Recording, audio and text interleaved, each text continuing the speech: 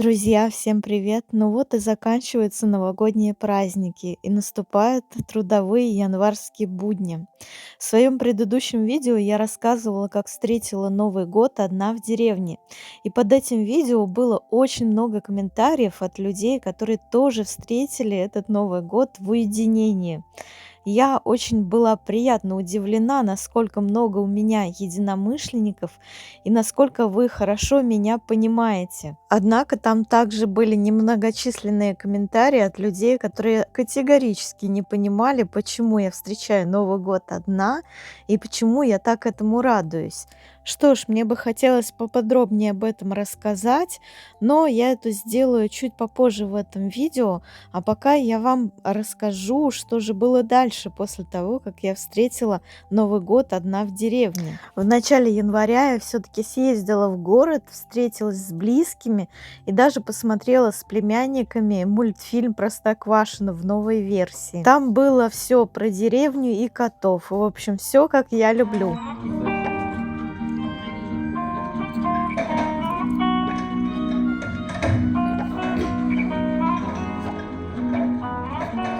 Как они в квартиру машину-то загнали?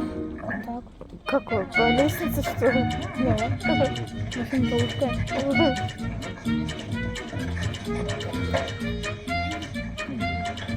Папа! Вот, держи цветы. Мама! Давай удобряй. Хорошо.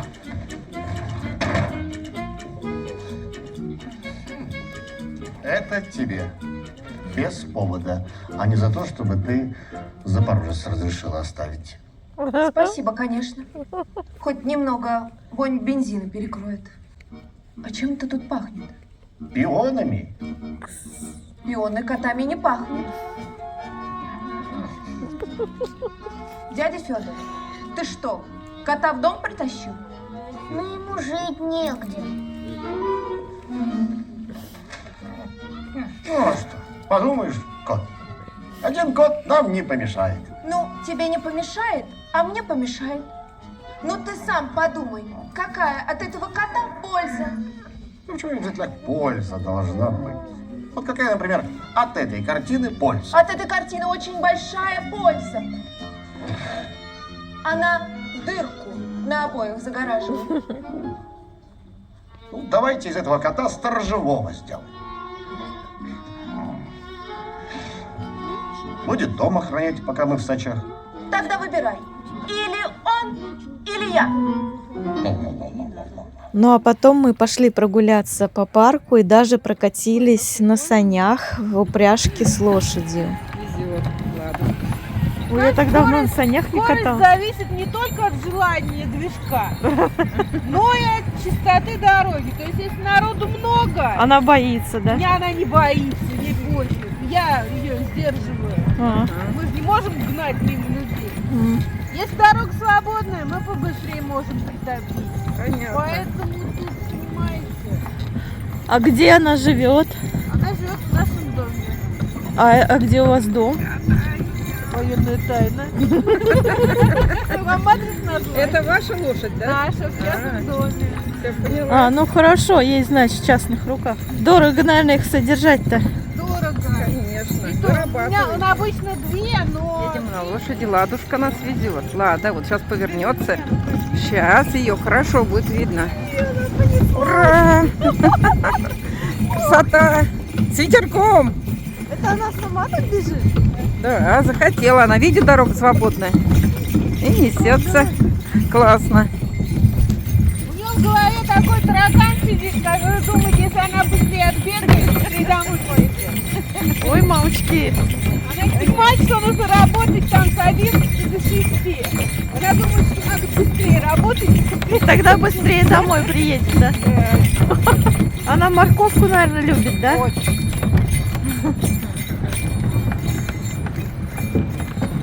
Ох, умничка. Уху! Мамочки, а что она как гонит-то? Вот такие тараканы. Я ее здесь держу. Она, наверное, Мамочка! Классно! Она, наверное, еще настроение как-то улавливает. Да, наверное. Она очень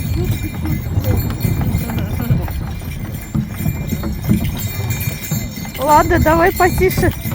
Мы боимся. А Так мы-то, я не боюсь. ваше настроение по барабану, а на моем У нее свое настроение. Нет, а на моем настроении. А, Ловит, конечно, хозяйка. ух ты, блин. Вы можете петь, орать, что Ого. хотите делайте. Не фиолетово. Дорогу! Дорогу! Дорогу! В наушниках, что ли? Не знаю, на улице Гордые? кричу. В сторону. Орём, Девочки, а орём. ну, задавим. Будете знать. В общем, мой 2026 год начался с поездки на лошади. Очень символично, я считаю.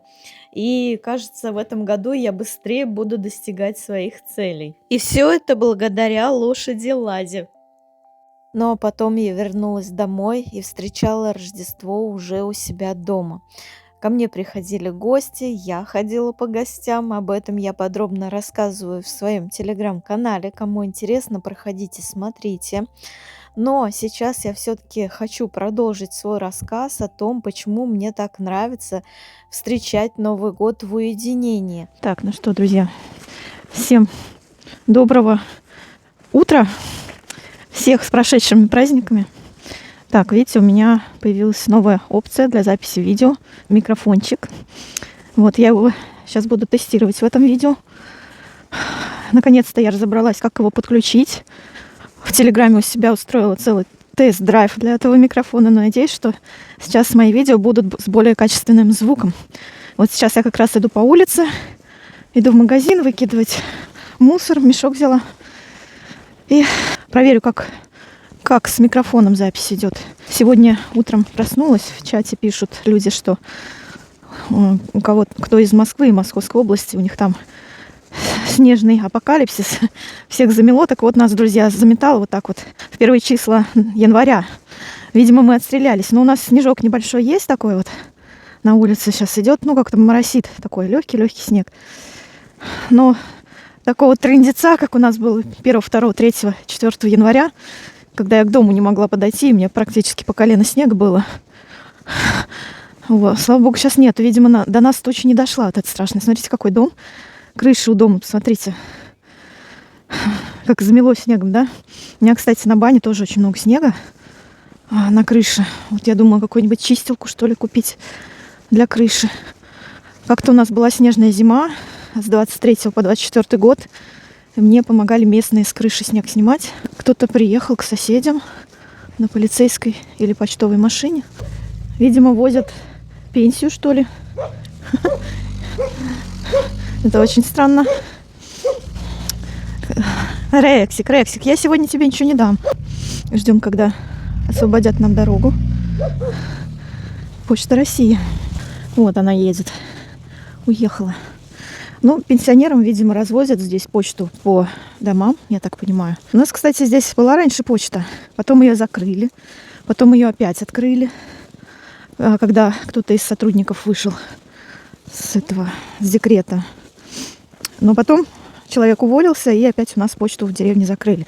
Поэтому она теперь только в райцентре.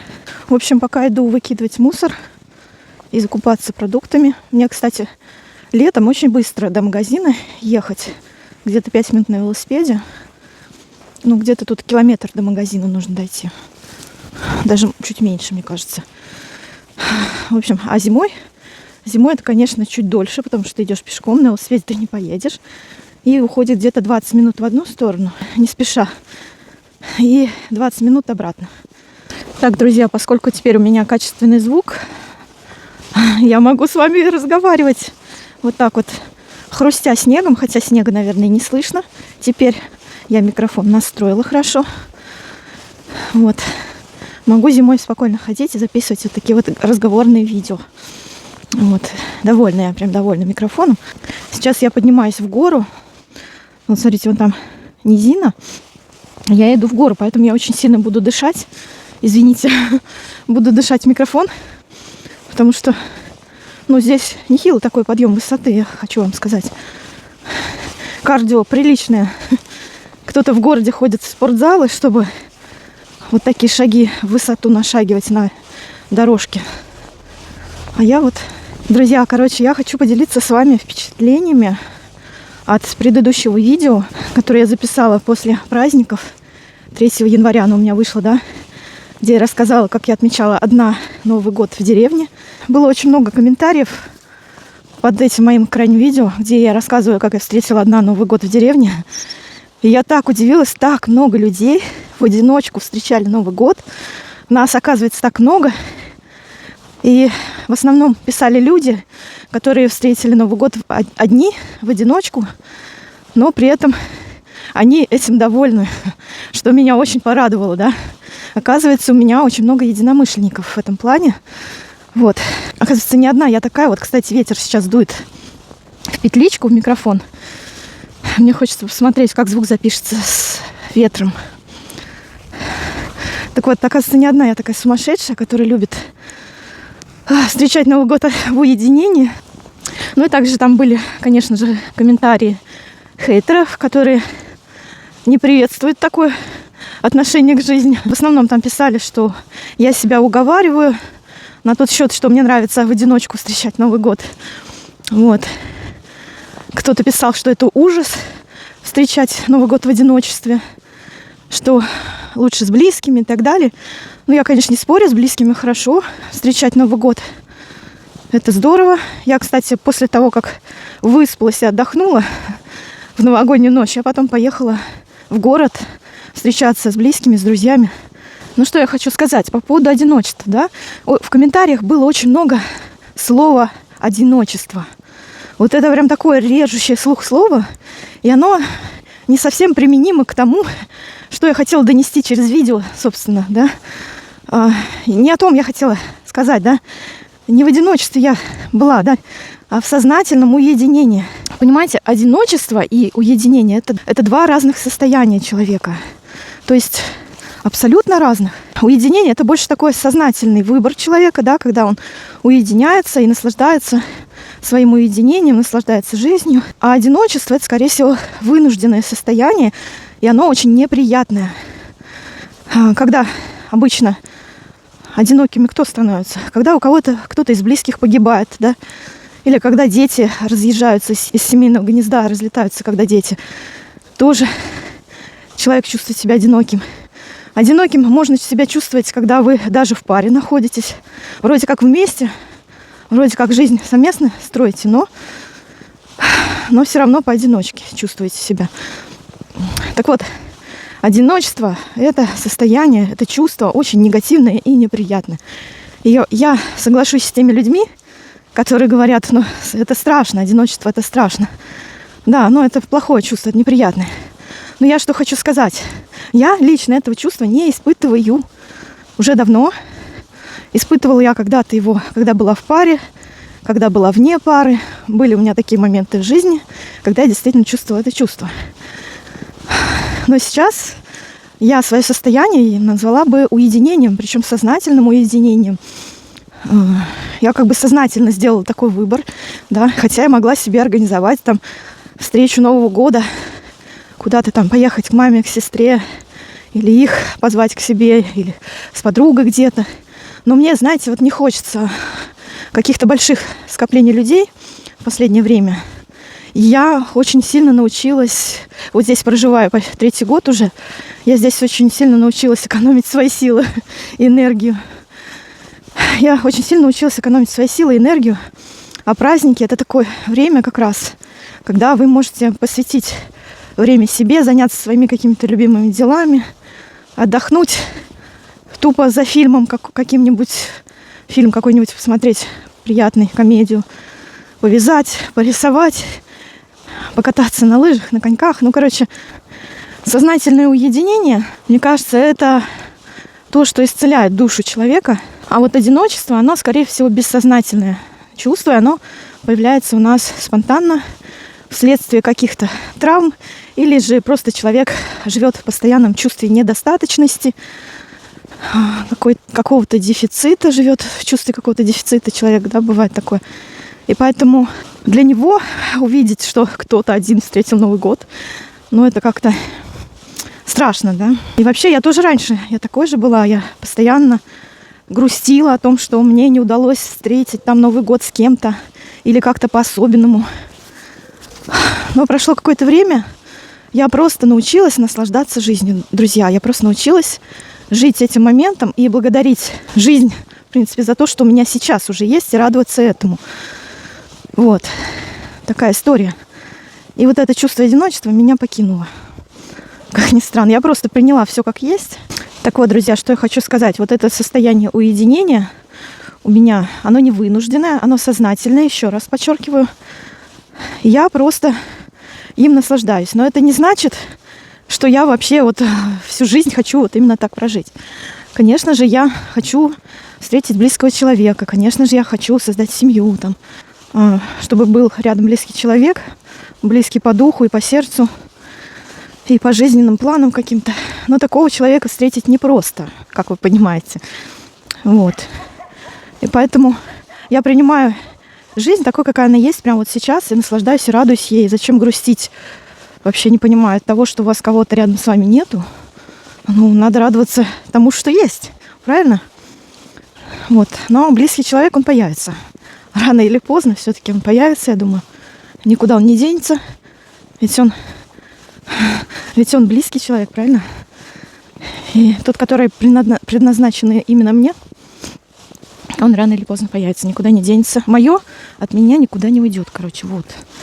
И нечего переживать по этому поводу. Поэтому я радуюсь уединению и из этого состояния беру все самое лучшее. Так, друзья, к нам, говорят, приехали Дед Мороз со Снегурочкой и зашли в церковь. Почему-то там какой-то праздник у них. А вот здесь у нас стелла, посвященная Второй Великой Отечественной войне, памяти. Здесь такие вот ели растут, красивые возле нее. Вот. Огромные.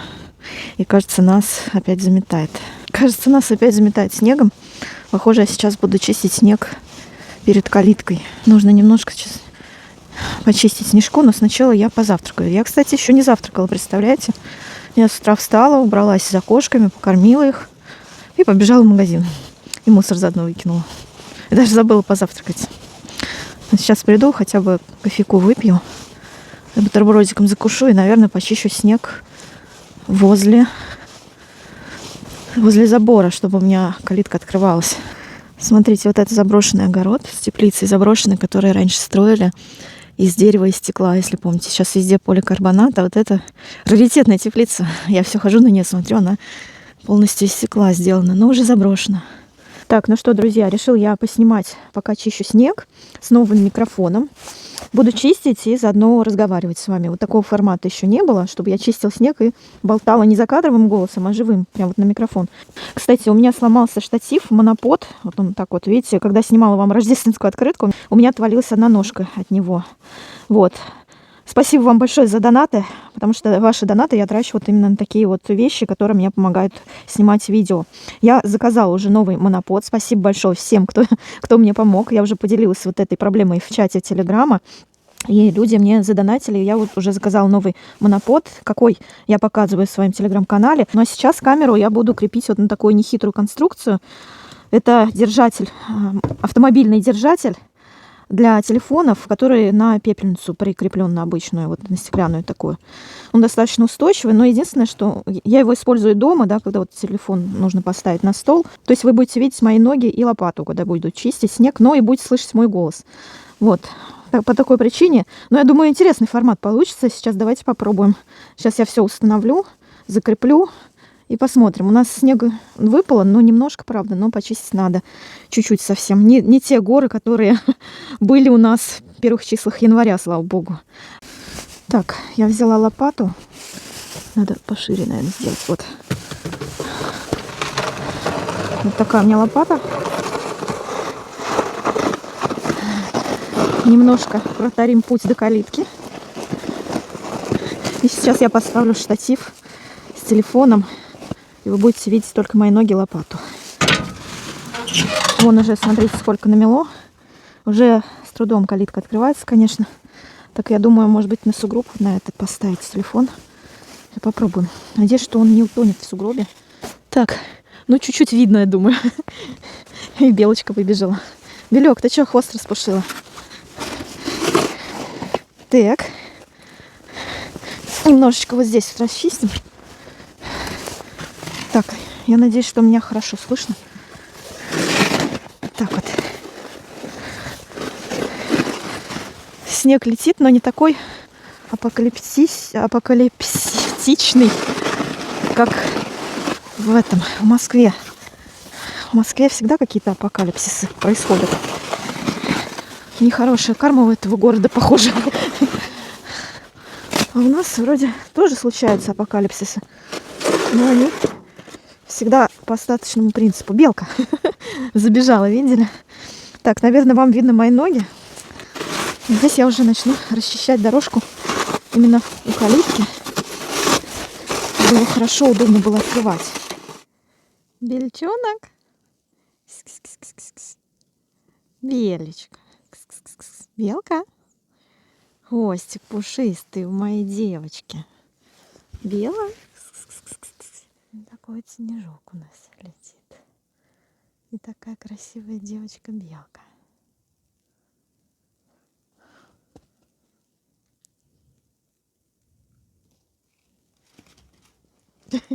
Чуть не упала.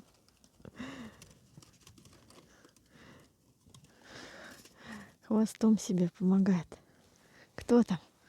Вон там Кнопа выбежала. Да, белке интересно. Будешь прыгать, да, Белек? Ну давай, прыгай. Прыгай, прыгай. Давай. Кс-кс-кс-кс. Бельчик. Ей интересно, что там Кнопа делает. Кс-кс-кс-кс. Белка.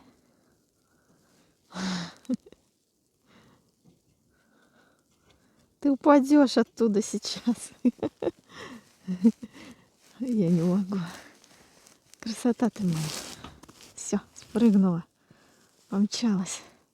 Вот они играют вот так. Друзья, на улице снег летит такой, знаете, мокроватый. И мне как-то телефон стало жалко. И на него крепится специальная штука, чтобы микрофон хорошо работал. И они мокрыми становятся. Поэтому я взяла зонтик. Сейчас вот под зонтик поставлю на сугроб, вот на этот свой импровизированный штатив. И буду снимать, как я чищу снег. Хоба! Вот для чего нужен зонтик зимой. Чтобы производить съемки. Смотрите, какая у меня конструкция здесь. Вот сейчас немножечко отгребу снег, чтобы здесь ровненько все стояло. Ой. И хотя бы техника будет под защитой. В общем, вот, друзья, такая импровизированная у меня студия съемочная. Смотрите. Штатив, зонтик, потому что смотрите, что творится. У меня микрофон и вот этот башмак, который на телефон для микрофона ставится, все намокает, конечно же, мгновенно. Он уже, как видите, замело мой зонт. Вот так я себя снимаю. Вот я на второй телефон сейчас сделаю, поснимать. Ну что ж, чистим дальше. Вот калитку я уже очистила. Вообще чистка снега для меня, знаете, как медитация. Такая медитация классная. Вон белка бежит, сейчас вы ее увидите. Может быть, увидели, может нет. Камера попала. Такая хорошая медитация, чистить снег. Это так голову разгружает, если честно. Ну вот, в плане каких-нибудь психологических загонов, если вам тяжело психологически, то это, мне кажется, лучше антидепрессант почистить снег. Попробуйте, кстати. Это классно, классная штука. И заодно позанимайтесь как в спортзале. Кстати, вы знаете, что если заниматься спортом во время стресса, депрессии, мы сбрасываем, нивелируем, скажем так, действие кортизола, адреналина, который вырабатывается при стрессе, эти гормоны, да, от которых нам плохо становится при избытке крови. И лучше вот в такие моменты заниматься спортом, ну или чистить снег. Или чистить снег. Так, камера стоит романтично под зонтиком. Слушайте, по-моему, я погорячилась, сказав, что снег-то совсем небольшой. Он, похоже, начинает расходиться все больше и больше. Я обычно вот здесь вот перед домом чищу вот эту территорию полностью, вот, чтобы можно было открыть ворота и заехать на машине или на тракторе на какой-то случай, да. В жизни всякое бывает, да. Вот когда я топила дровами дом первую зиму, ко мне очень часто заезжал трактор, зимой завозил дрова во двор, поэтому вот эта чистка, она была как нельзя актуальна. Вот. Я дровами тогда не успела запастись. В 23-м году заехала в дом, в августе только, и покупала дрова зимой. Вот. А теперь посмотрите, какие у нас сугробы. Это, конечно, что-то с чем-то. Здесь, кстати, я вчера не успела почистить. Вот в этой части. Здесь корка льда прямо на сугробах. В общем, я стараюсь чистить эту часть перед забором. Потому что, ну, вот так вот, может кто-нибудь в гости приехать на машине. Или тогда кто-нибудь из мастеров на машине сможет подъехать, там, если какие-то тяжелые инструменты нужно будет завести, да, зимой. Всякое бывает, поэтому для машины я чищу тоже пространство, чтобы можно было к дому подъехать. В случае чего службам каким-нибудь. Там еще что-то. Здесь, кстати, на этом месте, где я сейчас чищу, проходит газопровод под землей, который ведет газ к моему дому. Вот. Так что у всего есть смысл, как говорится. Хотя мне тут подписчики говорят: Наташа, ну ты что столько снега чистишь? Столько сил забирает у тебя это. Можно чистить только тропки. Но только тропки я чищу вон до бани, до двора, до сарайчика. А здесь я очищаю полностью. Потому что, как видите, ну и вообще просто приятно к дому подойти, да? Здесь все чистенько. Классно. Ой, так мне нравится, как стоит этот телефон на моем импровизированном штативе. На фотографии, что ли, сейчас сделать.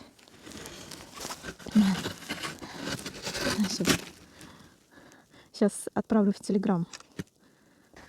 Фотографию отправлю в Телеграм-канал, покажу подписчикам, что здесь записываю видео вот в таком вот интересном ракурсе. Кстати, снег что-то прям прибавляет и прибавляет темпы. Что-то его становится все больше и больше. Вот эту корку я еще не успела отколупать, поэтому придется немножко постараться. Вроде бы видимость хорошая. Сейчас вот уберем снежок немножко, чтобы получше было видно. Вот. Так, надеюсь, вам меня видно. Классно я придумала видео-студию, да, на свежем воздухе, с зонтиком. В любых погодных условиях приходится снимать блогеру свой контент.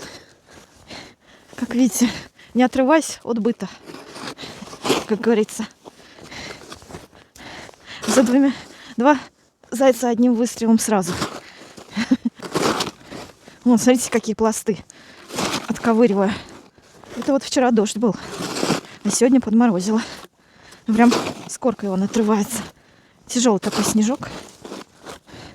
Нелегкий. Вот такая физкультура у меня зимой. Правда, нерегулярная. Все зависит от погодных условий. Но, тем не менее, бывает прям чуть ли не каждый день. Вот в начале января именно так и было. Я отдыхать даже не успевала. Каждый день чистила. Фух. Но это хорошо, потому что зимой-то мы двигаемся как бы мало. Летом что? Вот весной, летом сад, огород, постоянно на улице что-то делаешь. А зимой ты больше сидишь дома. А тут раз снежок вышел, покидал. И так хорошо. Но знаете, вот что я хочу в новом году ввести в постоянную практику в своем деревенском быте, так это регулярный отдых. Потому что вот под конец 25-го года я, кстати, так себя загнала. И так, если честно, сильно выгорела. И физически тяжело мне было уже под конец года, и морально. Я была вымотана. И это, знаете, все потому, что я не следила за своим отдыхом. Телу все равно нужно регулярно отдыхать, чтобы оно было в тонусе, чтобы оно восстанавливало силы. Ну и психика тоже должна перезагружаться.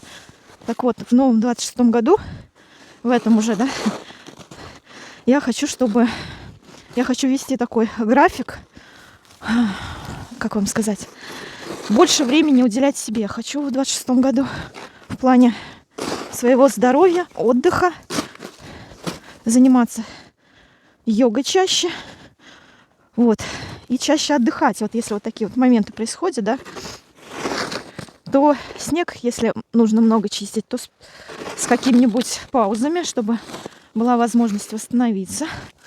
Да, они сразу. Вот я обычно, знаете, если чищу, то чищу нахрапом, все сразу. А это неправильно, в корне неверно, потому что организм так изнашивается сильно быстро. Вырабатывается очень много кортизола, а для женского организма кортизол — это очень опасная штука. Я имею в виду избыток его в крови. Можете почитать в интернете, я это не придумала. Чем опасен кортизол? Так вот, если большие физические нагрузки, сильно много их, вот этот кортизол, он не успевает выходить из крови, вымываться, да? Из него возникают потом различные заболевания, тянет на переедание постоянное. Лишний вес отсюда возникает. Поэтому излишние физические нагрузки, они на самом деле очень опасны. Очень. Вот я сейчас почищу вот этот участок перед забором. И все. Ну, может быть, и возле крыльца еще снег почищу. А до бани я чистить не буду пока. Потому что мне нужно будет восстановиться. А раньше бы я как вот вышла на улицу, и пока все не почищу, не уйду. Но сейчас я понимаю, что к себе нужно быть более бережной. Вот. Более бережной. И за своим здоровьем все-таки надо следить. Вообще бы желательно вообще не уставать. Для женщин мужская работа — это вообще очень опасная штука. Но поскольку я живу в деревне, приходится соблюдать какой-то баланс, потому что за меня никто ничего не сделает здесь, снег за меня никто не почистит. Нет, ну теоретически, конечно, можно нанять кого-то, кто будет чистить. Но это, знаете, такая перспектива. Постоянно бегать, кого-то искать.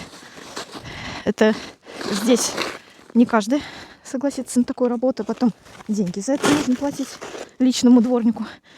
Вот если бы я, например, жила бы в каком-нибудь особняке за городом, имела бы нормальный, приличный доход, конечно же, у меня бы служащие были, которые бы занимались уборкой, чисткой снега зимой возле придомовой территории, которые бы садом, огородом занимались, а я бы только ими руководила. Но это, к сожалению, мечта, которая, может быть, когда-нибудь сбудется. Но пока, как говорит Остап Бендер, пилите, Шура, пилите. Вот я и чищу, пилю, чищу. Вот.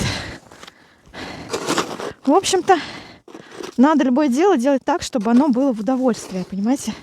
А не с надрывом каким-то. Иначе вот так вот. Вот я люблю чистить снег, конечно, но если передоз этой чистки случается, то это не очень хорошо. Нужно всего делать в меру. Опа. Опа. Вот так. Всего нужно делать в меру. Вот раньше, когда я жила в городе, кстати, я ходила в спортзал. Зимой особенно. Ну, летом я, конечно, не любила ходить в спортзал. Летом я в основном каталась на велосипеде. Каждые выходные куда-нибудь выезжала за город. Занималась в каком-нибудь лесу йогой. А вот зимой в городе у меня было очень мало движения, поэтому я покупала абонементы в спортзал. Мне хотелось двигаться. Ну, ты вот особо где-то не погуляешь, да? Если живешь в городе, ну, куда ты можешь выйти? В парк? Я не знаю, там ближайший лес, может быть, пройтись несколько километров пешком. Хотя я вот перед тем, как купить дом, за год до этого познакомилась с походным туризмом. Когда можно... нет, не походным, а знаете, какой туризм? Поход выходного дня называется. ПВД. Вот я открыла для себя вот такие вот ПВД. То есть берется один световой день. Ну, а сколько светлеет? Где-то у нас 8 утра, 7 зимой, да? И до 4 часов можно где-нибудь за городом проводить. Я познакомилась с ребятами местными, нижегородскими, которые очень часто ходили в эти ПВДшки. И стала с ними по выходным тоже ездить. Ну, во-первых, мне было интересно посмотреть, что находится в нашей области. Так как я уже понимала, что в ближайшее время куплю дом, мне было интересно изучать местность, разные поселения, деревни какие у нас. Так вот, как у нас происходили эти походы выходного дня. Мы, значит, с утра, рано утром, часов 5-6 садились на электричку, которая ехала за город, в область.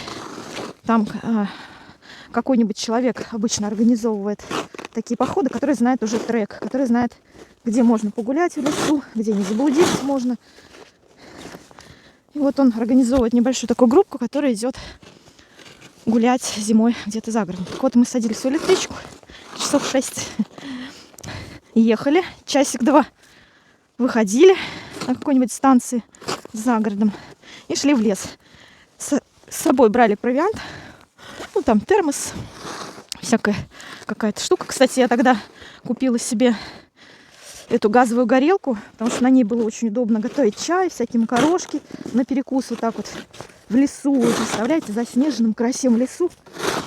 Вот так садишься где-нибудь под елкой на какое-нибудь бревно в сугробах, включаешь газовую горелку, завариваешь себе чайку, макарошки, супчик разогреваешь. Просто пушка-бомба, сказка. И я прям вот кайфовала вот таких походов выходного дня. И вот ты пока гуляешь в лесу, пока световой день.